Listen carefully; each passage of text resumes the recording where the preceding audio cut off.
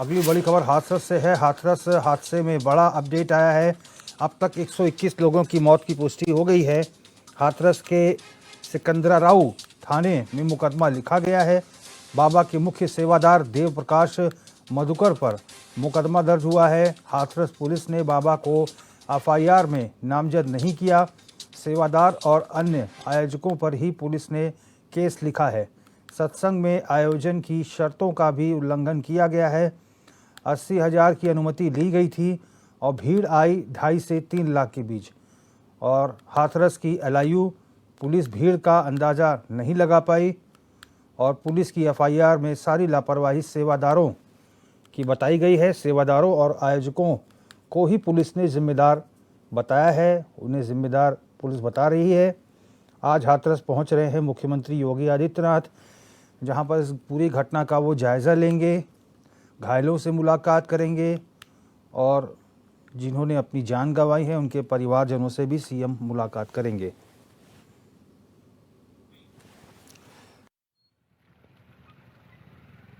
सभी लिए 10 पेशेंट यहाँ पर भर्ती है, 10 स्टेबल है, ठीक है बस। और 38 बॉडी आई थी, 4 बॉडी आगरा चली गई, 34 बची। 34 में 30 बॉडी हमने पीएम करके भेज दी, ठीक है। 2 अभी चली जाएंगी, 2 अननोन है बस। कितना पालन किया गया और क्या व्यवस्थाएं नहीं की गई, इन सभी चीज़ों को एफआईआर के बाद विवेचना के दौरान देखा जाएगा। एफआईआर दर्ज कराया जा रहा है और सभी दोषी व्यक्तियों के विरुद्ध कार्रवाई होगी। और जहां तक प्रशासनिक लैब्स की बात है तो ऑलरेडी एडीजी जोन और यहाँ के मंडलायुक्त महोदया के द्वारा इसकी पूरी जांच की जाएगी और 24 घंटे के अंदर जो रिपोर्ट आएगी उसके आधार पे शासन कार्रवाई करेगा। अलीगढ़ में कल जो जनपद हाथरस में हादसा हुआ वहां से हमें 38 शव आए थे, उसमें से 36 की हमने सक्सेसफुली पहचान करवा ली है। पंचायतनामा की विधिक कार्रवाई पूरी करवा के हमने पोस्टमार्टम की कार्रवाई कंप्लीट करके उन 36 शवों को हमने ससम्मान उनके परिजनों के साथ उनके गंतव्य स्थान पे पहुंचा दिया है। सिर्फ और सिर्फ 2 शव अनआइडेंटिफाइड रह गए हैं, जिनकी हमने पहचान करवाने हेतु उनके फोटोज आसपास के सभी जनपदों को और पूरे प्रदेश में कंट्रोल रूम के माध्यम से जारी करवा दी उनके पहचान। और आशु शर्मा हमारे संवाददाता ज़्यादा इनपुट के साथ फोन लाइन पर जुड़ गए हैं। आशु, आज सीएम योगी आदित्यनाथ भी हाथरस पहुंचने वाले हैं और ये पूरा आंकड़ा जो है मौत का अब 121 पहुंच गया, यानी कि ये बहुत ही बड़ा हादसा कह सकते हैं इसे हम, जिसमें 121 लोगों ने जान गंवाई है। और अभी क्या स्थिति है वहाँ पर? पुलिस क्या अभी भी जांच पड़ताल कर रही है? हालांकि ये बताया गया है कि सेवादारों की गलती की वजह से कैरिंग कैपेसिटी कम दी गई थी, लेकिन 2.5 से 3 लाख भीड़ उन्होंने पहुंचाई, जिसमें उन्हीं के ऊपर केस दर्ज हुआ है। आशु जी, आपको हम अभी मौजूद हैं घटना स्थल पर, जो हाथरस के फुलरई गांव है, वहाँ पर हम मौजूद हैं। साफ तौर से आप देख सकते हैं ये वही जगह है जहाँ पर ये पूरी घटना हुई थी। और अब साफ तौर से मेरे पीछे देख सकते हैं कि फॉरेंसिक टीम, डॉग स्क्वाड मौके पर मौजूद है और सबूत जुटाने में जुटी हुई है। अब देखने की बात ये होगी, तमाम चीजें सामने निकल के आ रही हैं कि जो परमिशन दी गई थी वो 60 से 80,000 लोगों की दी गई थी, लेकिन उसमें परमिशन से ज्यादा करीब 2 से 3 लाख लोगों की भीड़ जुट गई थी। और सुरक्षा व्यवस्था के मद्देनजर देखा जाए तो वहाँ पे कोई ऐसी सुरक्षा व्यवस्था भी नहीं थी। वहीं स्थानीय लोगों का साफ तौर से कहना ये होगा कि यहाँ पे कोई भी व्यवस्था ऐसी नहीं की गई थी जिससे कि भीड़ को देखते हुए वहाँ पे सुरक्षा रखी जाए। अपने कैमरा पर्सन से कहूंगा कि वो साफ तौर से दिखाएं, वो ये वही जगह है। साफ तौर से आप देख सकते हैं कि जहाँ पे सत्संग हुआ था, बाबा बैठे हुए थे, ये वही घटना है। यहाँ पब्लिक सारी जुटी हुई थी, जूम करके दिखाई गया हमारे दर्शकों को, ये वही जगह है।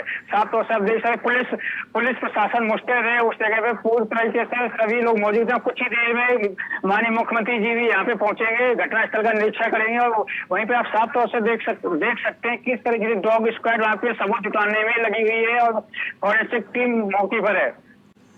आशु, ये पता चला है कि आखिर भगदड़ क्यों मची, किस वजह से भगदड़ मची अचानक? जी जी जी जी आपको बता दें कि ये भगदड़ मचने का कारण ये रहा है कि जो बाबा निकले थे अपने सत्संग खत्म करने के बाद, तो उनके पीछे से उनके जो शुभचिंतक थे, उनके श्रद्धालु थे, उनके पैरों की धूल को उठाने के लिए झुकते हैं, उनको झुके थे, तभी ये भगदड़ एकदम से भागी है, भीड़ आगे की तरफ भागी है। कुछ लोग अपोजिट रोड साइड भागे हैं, यहाँ पे एक नाला खुदा हुआ था, उस नाले में कुछ लोग, एक दो लोग गए, फिर पीछे से जो पब्लिक आ रही थी वो दनादन गिरती ही चली गई, फिर उसके ऊपर वो उनके ऊपर से पब्लिक सारी निकल गई है। यही तक अभी तक सामने आए हैं, आगे जो भी तक सामने आएंगे वो आपको बता दिए जाएंगे। अच्छा, जो 121 लोगों की मौत हुई है आशु, अभी भी क्या ये मौतों का आंकड़ा बढ़ सकता है? घायल भी हैं? जी जी बिल्कुल, अभी भी आंकड़ा बढ़ने में इसमें कोई संभावना नहीं, आंकड़ा भी बढ़ सकता है इसमें। अभी इतने लोग खत्म हुए हैं, घायल भी कुछ लोग हैं इसमें। सीएम कब तक पहुंचेंगे? जी उनका 11 बजे का समय दिया गया हुआ था, हाथरस वो पहुंचेंगे, लेकिन अभी तक पहुंचे नहीं है, बस कुछ ही देर में वो पहुंचने वाले हैं। ठीक है आशु, बहुत बहुत धन्यवाद तमाम जानकारी के लिए।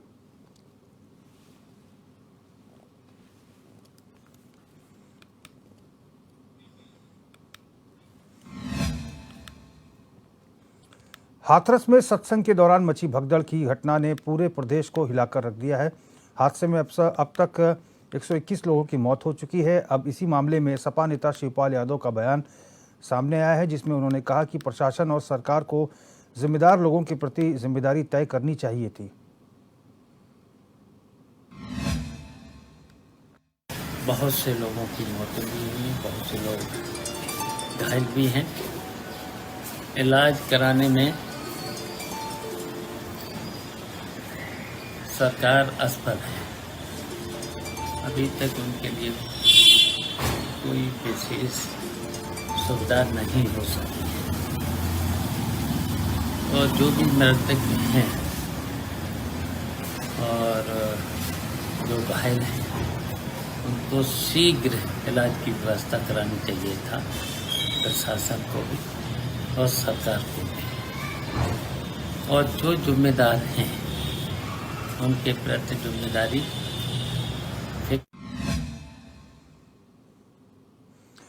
हाथरस कांड में एटा आए 27 शवों में से 21 शवों का पोस्टमार्टम कर लिया गया है, जबकि बाकियों की शिनाख्त की जा रही है। एटा के मुख्य चिकित्सा अधिकारी उमेश त्रिपाठी ने बताया कि देर रात से ही स्वास्थ्य विभाग शवों का पोस्टमार्टम करने में जुटा हुआ है, जबकि पुलिस शवों की शिनाख्त कर रही है।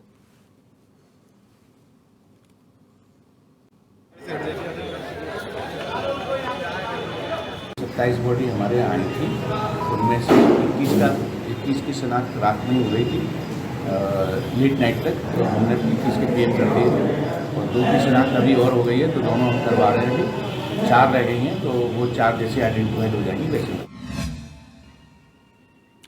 और बड़ी खबर प्रयागराज से आ रही है। ज्ञानव्यापी मामले में इलाहाबाद हाईकोर्ट से जुड़ी हुई खबर है। वजू खाने का वैज्ञानिक सर्वे की मांग का मामला है। इलाहाबाद हाईकोर्ट में आज दोपहर बाद होगी सुनवाई।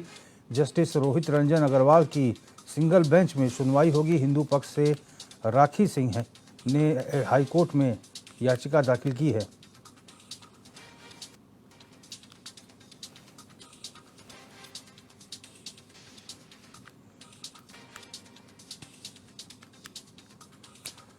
बड़ी खबर लखनऊ से आ रही है। लखनऊ के केकेसी डिग्री कॉलेज के पास सड़क हादसा हुआ है। यूपी परिवहन की बस ने 3 लोगों को टक्कर मारी है। हादसे में स्कूटी सवार युवक की दर्दनाक मौत हुई है।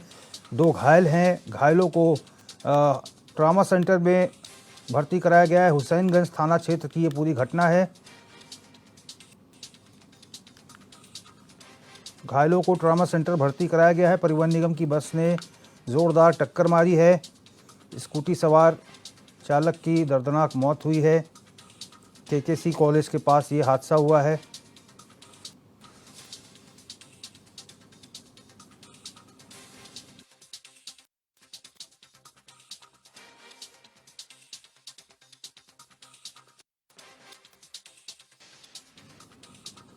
तो घायलों को ट्रॉमा सेंटर में भर्ती कराया गया है। हुसैनगंज थाने की ये घटना है, जहां पर केकेसी डिग्री कॉलेज के पास ये हादसा हुआ है। सड़क हादसा हुआ है। परिवहन निगम की बस ने 3 लोगों को टक्कर मारी है। हादसे में स्कूटी सवार की दर्दनाक मौत हुई है। 2 घायल हैं।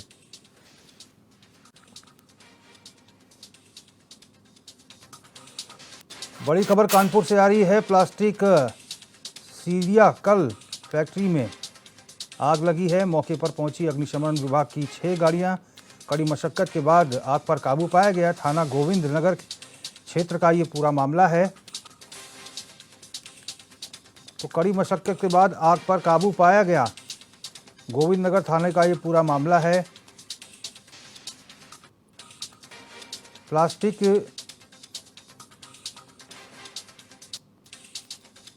फैक्ट्री में आग लगी है। मौके पर अग्निशमन विभाग की 6 गाड़ियां पहुंची और कड़ी मशक्कत के बाद आग पर काबू पाया गया।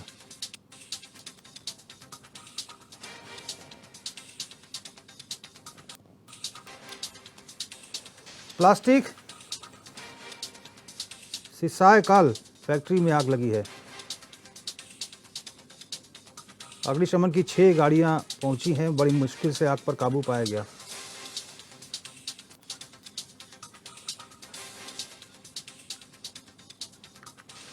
और बड़ी खबर आ रही है लखनऊ से बड़ी खबर आ रही है।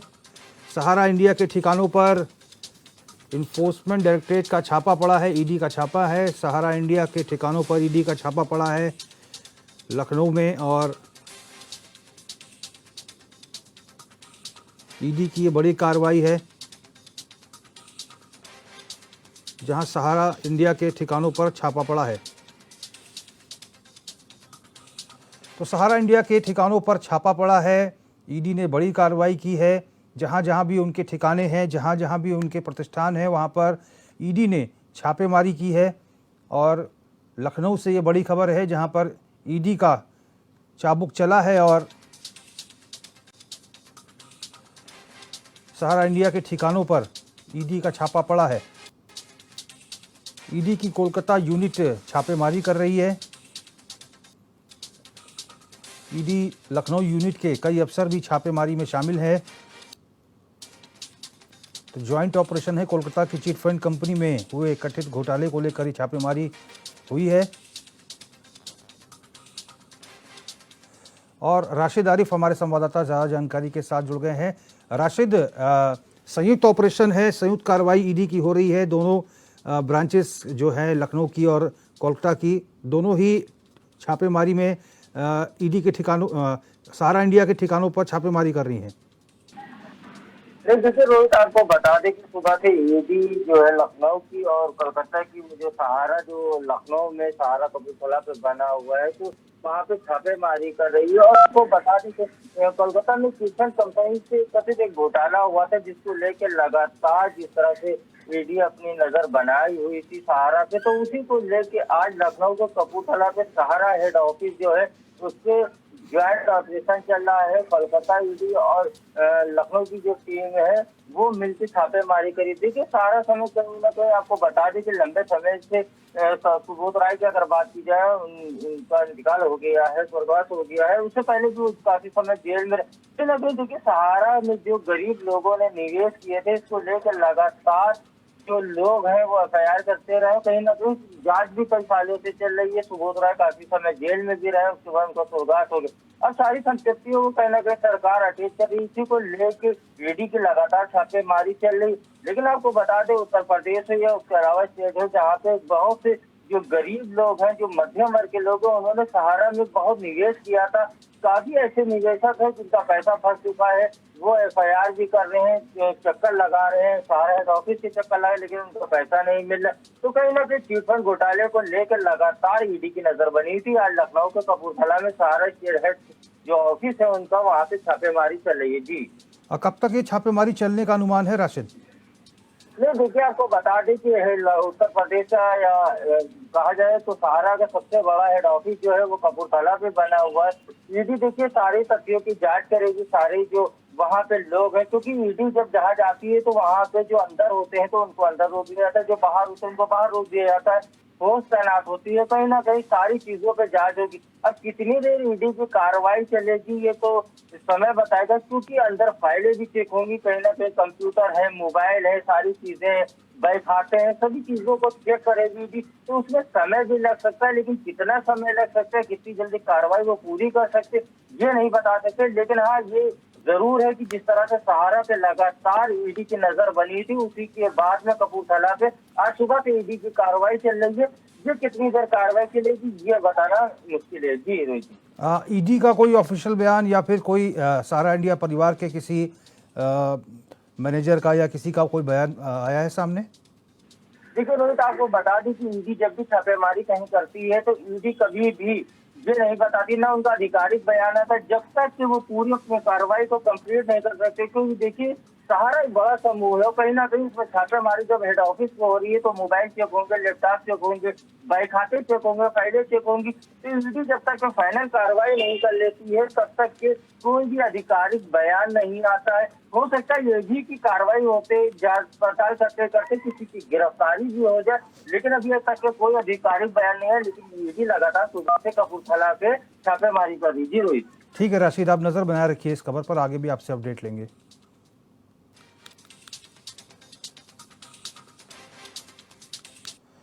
लोकसभा में विपक्षी नेता राहुल गांधी के हिंदुओं को लेकर दिए गए बयान को लेकर युवाओं में आक्रोश है। हर कोई राहुल गांधी के बयानबाजी पर मुंह तोड़ जवाब देते हुए आक्रोश व्यक्त कर रहा है। इसी के चलते कानपुर में बीजेपी युवा मोर्चा के कार्यकर्ताओं ने कांग्रेस कार्यालय के बाहर राहुल गांधी का पुतला दहन किया। बीजेपी युवा मोर्चा के प्रदेश अध्यक्ष ने कहा कि राहुल गांधी चुनाव के दौरान मंदिरों में जाकर पूजा अर्चना करते हैं और चुनाव खत्म होने के बाद वह हिंदुओं पर गलत बयान देते हैं। उन्होंने कहा कि राहुल गांधी को हिंदुओं से माफी मांगनी चाहिए।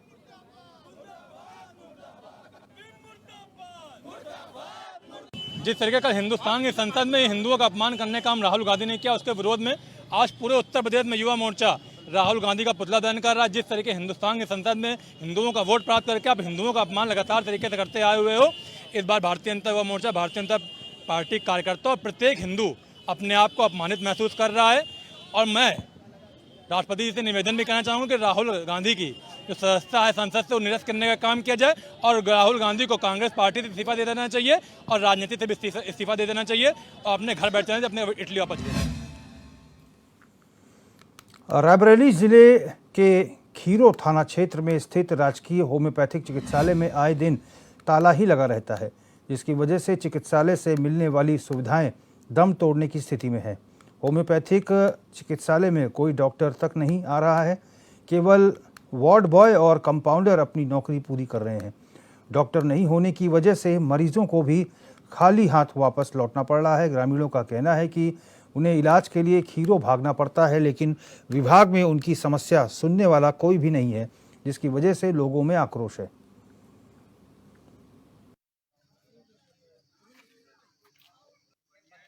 मामला यह है कि हमारे यहाँ का जो राजकीय होम्योपैथिक अस्पताल है ये आए दिन लगभग ही बंद ही रहता है। सप्ताह में शायद एक आध बार ही ये खोला जाता है और वो खुलता है। खुलने में वार्ड बॉय और कंपाउंडर ही उपलब्ध होते हैं, डॉक्टर आता नहीं। मतलब यहाँ डॉक्टर तैनात है कि नहीं तैनात है, ऐसा कुछ नहीं है, यहाँ तैनात नहीं है। मतलब कंपाउंडर और वार्ड बॉय के दम पर चल रहा है। तो ग्रामीण या यहाँ पर मरीज आते हैं कि मरीज बहुत सारे आते हैं और वो वापस होते रहते हैं और गांव के लोग भी परेशान रहते हैं। बाहर के बहुत सारे मरीज आते हैं, वो भी पूछताछ के वापस हो जाते हैं। बड़ी मुजफ्फरनगर में जरा सी बारिश होते ही कांवड़ मार्ग तालाब में तब्दील हो गया।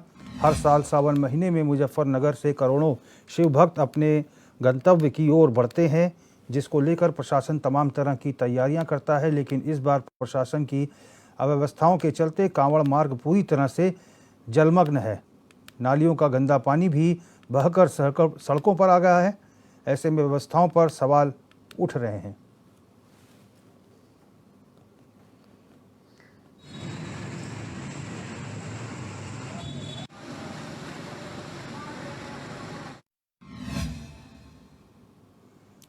मुजफ्फरनगर में एसएसपी अभिषेक सिंह का ऑपरेशन लंगड़ा जारी है।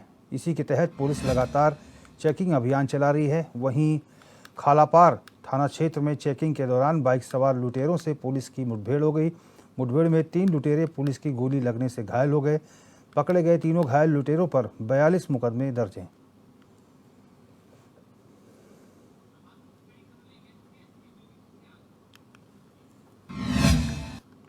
और बड़ी खबर आ रही है हाथरस से। सीएम योगी आदित्यनाथ हाथरस पहुंच चुके हैं और हाथरस पहुंचने के बाद वहां पर घटना का जायज़ा लेंगे कि आखिर ये घटना कैसे हुई, घायलों से मुलाकात करेंगे।